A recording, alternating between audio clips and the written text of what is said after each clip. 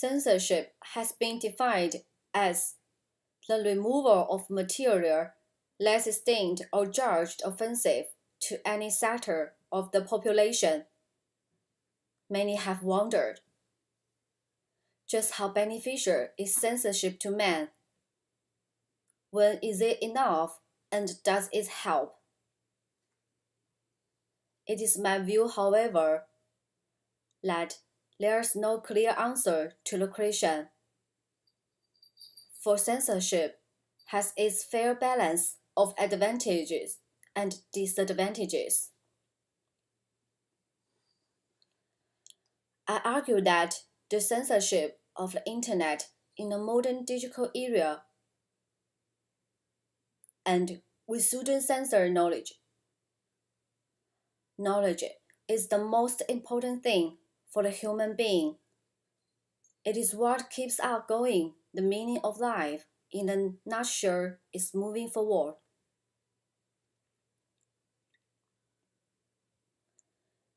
The Internet can be a very disturbing and adult medium. There are parts of the Internet that should not be viewed by children. Explicit information can be found which is intended for an adult audience. But children who have access to the Internet have become exposed to the material. The question at hand is who is responsible for preventing these children from viewing this material. Censoring the entire Internet would be one possible option. Though this option would be effective, but it wouldn't be practical. Censoring the Internet would limit what adults could view and communicate. Owners of Internet servers should know of the possible information and could access to people that can be found in this medium. Having the access to the vast information available on the Internet, a responsibility is needed. Censorship of the Internet is not needed as a whole. But the reasons for censorship are understandable. This reason, though, should be the responsibility of the individual user, not the government. Relying on the government is not the answer.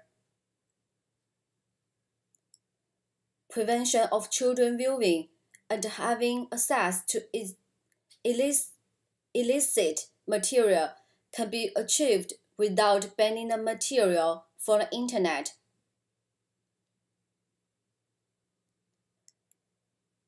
I fully believe in censorship of the Internet.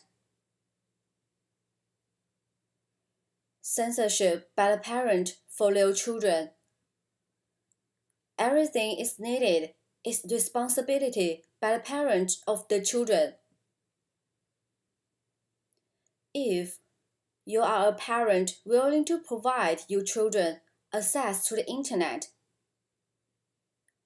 then you need to take precautions.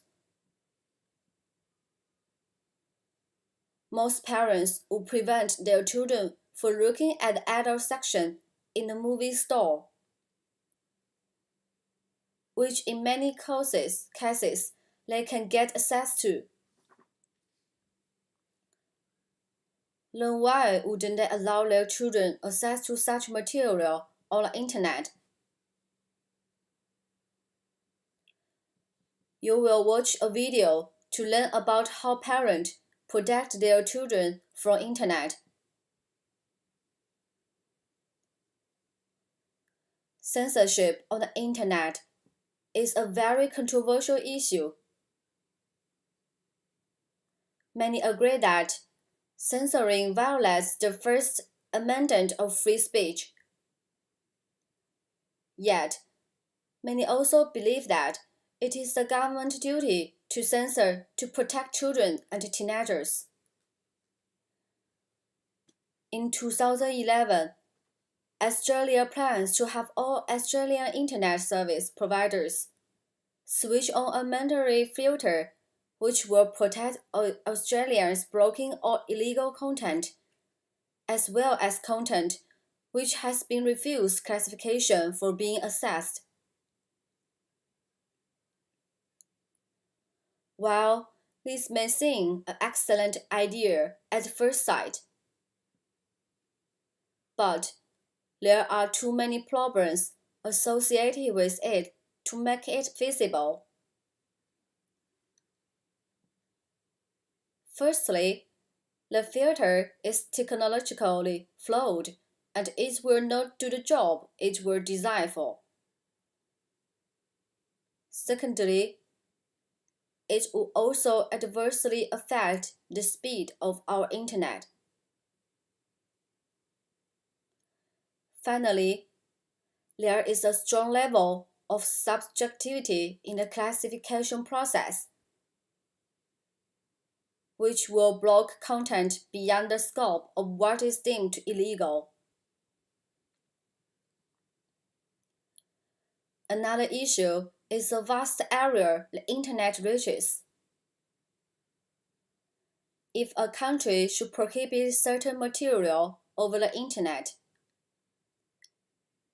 does that justify that other countries, which use the same internet programs, lose out on that material?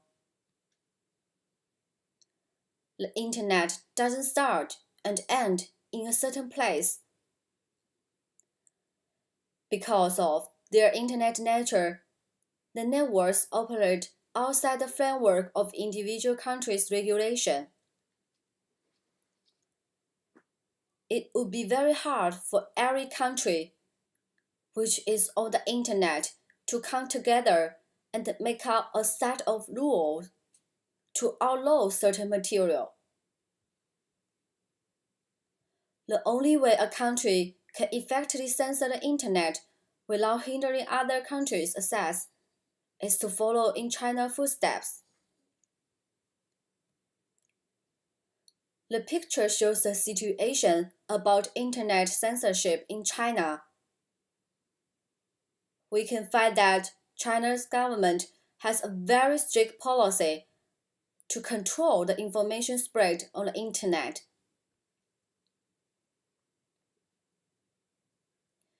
In conclusion, the internet does not need to be censored. In my opinion, it could be optional available to users to avoid what they don't want to see.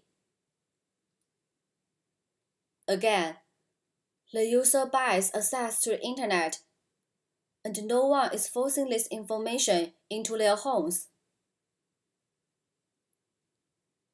With these reasons, censorship is wrong in limiting one's potential on the internet.